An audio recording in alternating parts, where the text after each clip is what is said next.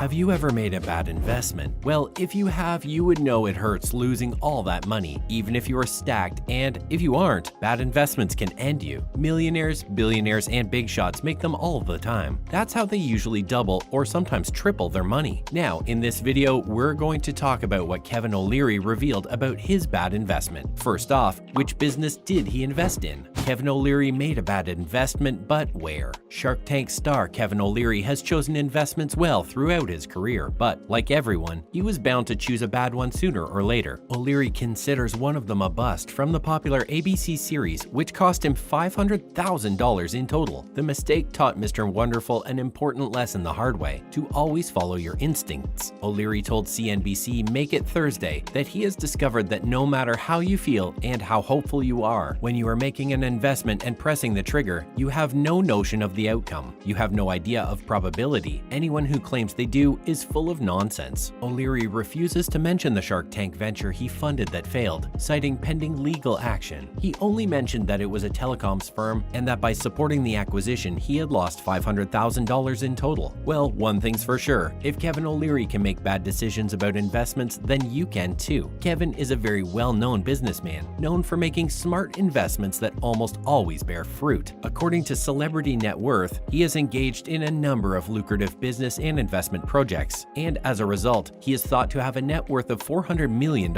He's called Mr. Wonderful in reference to a funny remark by someone on the first season of Shark Tank. Don't feel guilty next time. There is a certain risk that one has to take. Next up, he lost a huge amount. He first invested $250,000 in the concept. The startup entrepreneur approached O'Leary 4 months later and requested an additional $250,000 since he had burned through O'Leary's initial investment. This immediately set off alarm bells in O'Leary's stomach, but the creator of the startup insisted he would repair his errors and fix his ideas. According to O'Leary, he didn't feel comfortable about it in his gut. His instincts told him not to, but due to the fact that he was friends with the man, liked him, and for other reasons, he gave them an additional $250,000. However, the founder did not fulfill his commitments. In less than 2 months, he burned away O'Leary's second investment with nothing to show for it. After 60 days, he was back to zero. Kevin consequently suffered a $500,000 loss as explained by himself. Dang, this event really was a series of bad decisions. First of all, one should never really trust anyone with that much money, and not even once, but twice. What we mean to say is that if someone lost $250,000 that belonged to us, that we invested in their business, we'd know better than to just hand them another stack. Maybe Kevin got a bit emotional, as he said the person was his friend, but still, that's a big amount to trust someone with, especially when they've already lost the first half. Now let's look at the dangers of investing in a telecom business that Kevin should have thought about. The project that Kevin invested in was his friend's telecom business. We'll make sure to give you a few problems that always come with a telecom business that he should have thought about first. Here are a few examples. High telecom expenses due to the massive, expensive infrastructure required for both cabled and wireless telecommunication networks. The wireless and wireline industry arena is dominated by a few significant players, since maintaining that infrastructure is very difficult. This is why many organizations refrain from entering it. Coverage outages are for companies that depend on phone, wireless, and internet services on a daily basis. Coverage disruptions are a major downside. While some significant businesses may have backup systems in place in the event of a failure, the great majority are dependent on the functionality of lines, cables, data signal transmitters, etc. If any of those systems are compromised or disabled, the ability to use the phone and the internet would be momentarily lost. Companies used to invest a lot of time and money in sending agents to conduct business abroad. Meetings may be held in person or over the phone, but the latter was often expensive due to specific minute-by-minute international rates. The internet has changed this environment, making international telephony more accessible and affordable, though not always without issues. Knowing all of this, do you think Kevin made a good decision just pouring money into this risky business? Finally, he says he learned a lesson to be more cautious in the future. O'Leary stated that the most important lesson to be learned from this event is to listen to your intuition, as that's your experience speaking. Plus, he pointed out that a founder who claims they can change their behavior but won't often appear in stories about disastrous investments. He said that these people are stuck going round in circles and refuse to listen to reason. He further stated these business people are dumb some, allowing their stubbornness to prevent them from listening to anyone who could actually assist them. O'Leary acknowledged that the majority of investments won't be huge successes. The losses from the failures should be offset by the big hits, though. Even still, the worst Shark Tank investment still hurts. According to O'Leary, he disregarded it and lost $500,000 as a result. That was incredibly foolish. He's furious and he won't ever forget it. He learned a valuable lesson, but the money he lost isn't ever coming back. His bad decision should be a lesson for everyone else to perfectly scope out a business first before investing your precious dimes in it. And now for some other related news. First off, in the digital age, doing business requires an end-to-end strategy. Leslie Salmon, SVP, Global Chief Information Officer at Kellogg Company, recently provided advice on conducting business in the digital age. Technology will undoubtedly continue to improve customer experiences, that much is obvious. CIOs will always be in charge of ensuring the stability, security, and sustainability of their organizations. Successful companies must harness the power of emerging digital solutions to drive improved business judgment, results, and eventually business expansion. Depending on who you ask, conducting business in the digital age could mean various things. For some, adopting consumer-facing digital services like e-commerce, mobile apps, and digital marketing is the answer. Digitalization of internal operations and processes is the solution for others. In order to consistently innovate and adapt to ever-changing consumer expectations, CIOs must embrace an end-to-end digital strategy focusing on 4 areas: employees, process, tech, and data and analytics. You'll see the value it can provide for your company if you do this. He's not wrong at all. Different times require different ways, and this is the way to go around about business in this new digital age. Next up, Cogent expected to pay T-Mobile $1 billion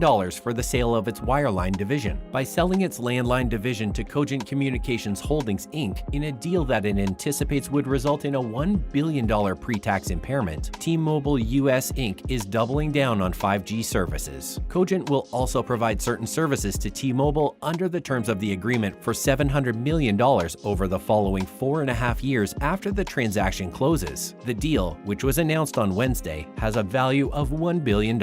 As the carrier develops its 5G and high-speed internet offerings, T-Mobile has been turning its attention away from the landline sector, which includes assets from its $26 billion acquisition of Sprint Corp in 2020. The company will keep its current dividend policy and has no plans to issue any debt or equity to pay for the acquisition. T-Mobile stated that it will book the charge in the third quarter of 2022, and the transaction is anticipated to finalize in the second half of 2023. Sounds like a good deal, and we hope everything goes well. Finally, tens of thousands of businesses in the UK are at risk due to rising costs. Insolvency economists have cautioned that tens of thousands of British firms risk failing if the government does not shield them from exorbitant energy expenses. Red Flag Alert examined 355,000 businesses that it classified as high energy consumers and had yearly revenues of more than £1 million.